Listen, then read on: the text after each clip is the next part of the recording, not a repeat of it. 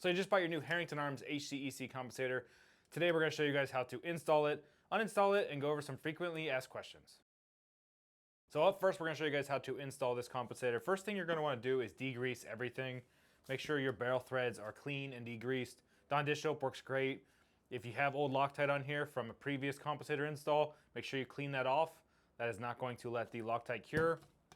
And for this install, we are going to be using Loctite. So make sure you are using blue 243 Loctite. We sell this on the site if you need it. A lot of big box stores do have this, like Walmart and Home Depot. So if you need that, go ahead and pick this up. We definitely recommend it for the install. And if this is your third or fourth time installing and removing your Herrington Arms compensator, we recommend getting new set screws.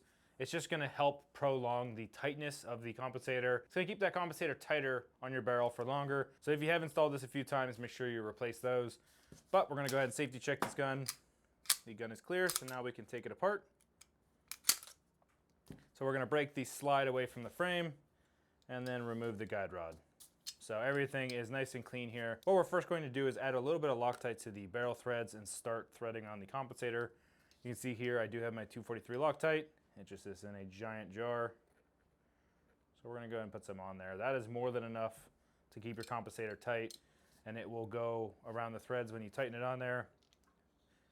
Again, if you've removed a compensator, you're gonna wanna clean the inside of the threads as well. These get just as dirty as the threads on the barrel, so make sure you clean everything nice and clean with a degreaser before you start. So we're gonna thread this on until it hits your slide. You can see here that it is misaligned. We can just simply back this off. Sometimes these compensators will misalign way off location, and then you just keep backing it off.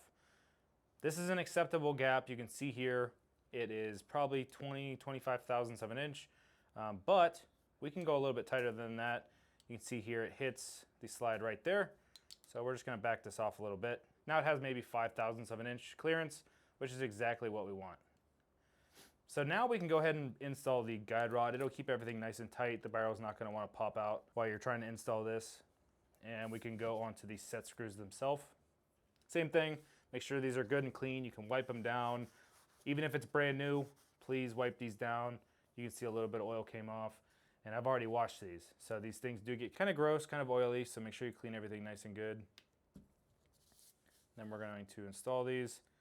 What I do is I get some Loctite on the set screw itself, and then I pinch right here where the compensator and guide rod are. This is going to be the best alignment position for compensators. Pinch right there and use the long end of the Allen key to thread this in. I go until it stops, and then I clean off the excess Loctite. We're going to tighten this up later once we get the other side in. You do not want to tighten it all the way right from the beginning because the compensator will actually pivot when you tighten one side and not the other. Okay, put some Loctite on and start the other side. I like to pinch for the other side as well, just in case anything is moved. Okay, so that's set screw bottomed out. We can go ahead and clean this side. Get all that extra Loctite off so we're not making a mess. All right, so now I go ahead and go to the short side of the Allen key, pinch the guide rod location, and tighten up one side a little bit. You're gonna wanna go 1/8 turns at a time, back and forth, tightening it like you would lug nuts on a tire. You do not wanna tighten one side all the way and go to the other side because that compensator will kind of spin on you a little bit, and you're gonna want even pressure here. So you just go back and forth until it's tight. You cannot get any more out of the set screws. And you don't need to really crank on this, guys. The Loctite is doing a lot for you. You don't need to over tighten it.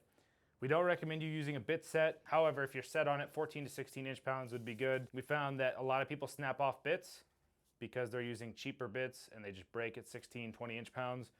So we don't recommend you using a bit set. Please just use the provided Allen key. It's going to stop the headache of breaking a bit off in your set screw. So this has been a successful install of the compensator. We're going to throw the gun back together and do a function check.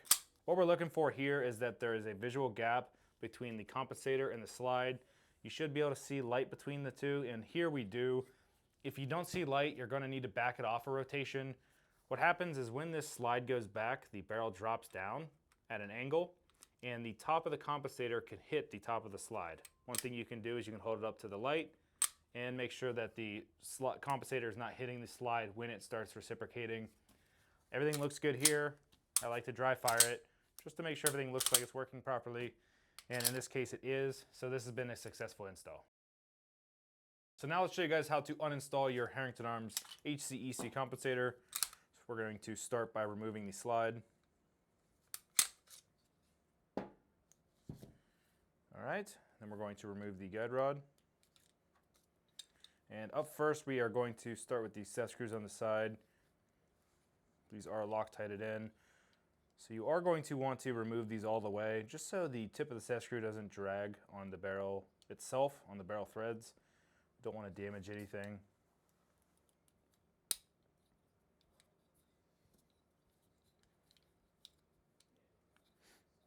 A lot of Loctite on this one.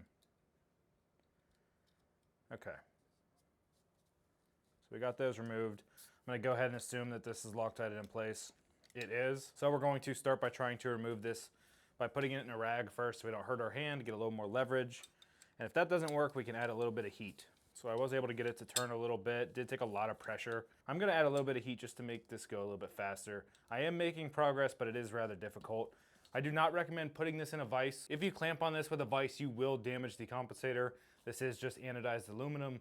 Even if you put a rag in there, you could slip and damage the compensator. I recommend just using a little bit of heat on the barrel, right behind the barrel threads. It's gonna make it come off a lot easier and you're not gonna damage anything.